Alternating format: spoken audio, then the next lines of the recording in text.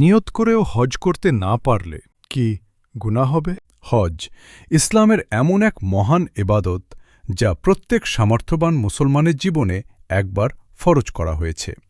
কিন্তু অনেক সময় আমাদের মনে একটি প্রশ্ন জাগে, আমি হজে নিয়ত করেছি কিন্তু যেতে পারিনি, তাহলে কি আমি গুনাহগার? প্রিয় মুসলিম ভাই ও বোনেরা, এই প্রশ্নের উত্তর জানার আগে আমাদের বুঝতে হবে ইসলামে নিয়তের মূল্য কতটা গভীর। হজ ইসলামের ৫টি মূল স্তম্ভের একটি।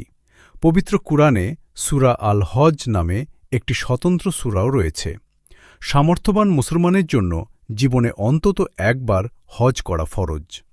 হাদিসে এসেছে, একবার আকরা ইবনে হাবিস রাদিয়াল্লাহু আনহু রাসূলুল্লাহ সাল্লাল্লাহু আলাইহি ওয়াসাল্লামকে জিজ্ঞেস করেন, হজ কি প্রতি বছর ফরজ নাকি জীবনে একবার?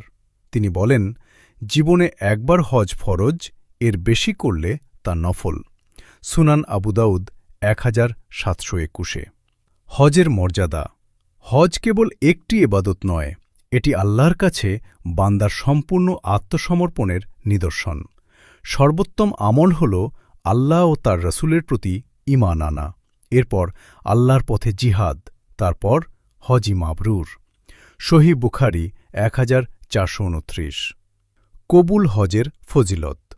এটি কবুল হজ মানুষের জীবন বদলে দেয়। যে ব্যক্তি হজ করে এবং কোনো অশ্লীলতা বা গুনাহে লিপ্ত না হয়, তার পূর্বের সব গুনাহ মাফ করে দেওয়া হয়। তিরমিজি ৮০৯। হজ ও ওমরার উপকারিতা। হজ ও ওমরা শুধু এবাদত নয়, এগুলো অন্তরকে পরিশুদ্ধ করে।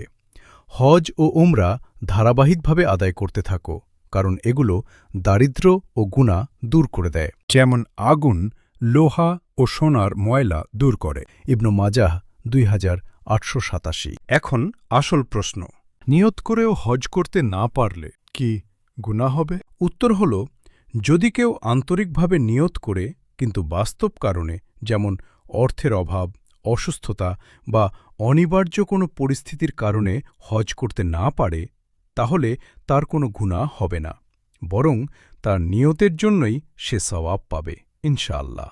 কিন্তু যদি কারো পূর্ণ সামর্থ্য থাকে, তবুও সে অবহেলা করে, দেরি করে, গাফিলতি করে হজ না করে, তাহলে সে অবশ্যই গুনাহগার হবে।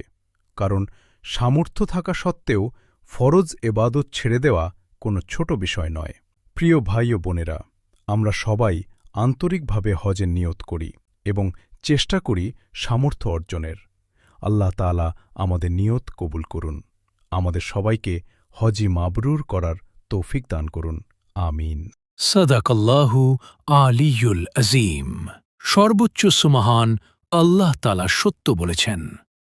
আসসালামু আলাইকুম রহমতুল্লাহ বরকাতু। এটা একটি ইসলামিক চ্যানেল। এখানে নিত্য নতুন ভিডিও পাবেন। ইসলামিক ভিডিও পাওয়ার জন্য চ্যানেলটি সাবস্ক্রাইব করুন এবং পাশে থাকা বেল আইকনটি বাজিয়ে দিন। ধন্যবাদ আপনাকে উৎসাহিত করার জন্য।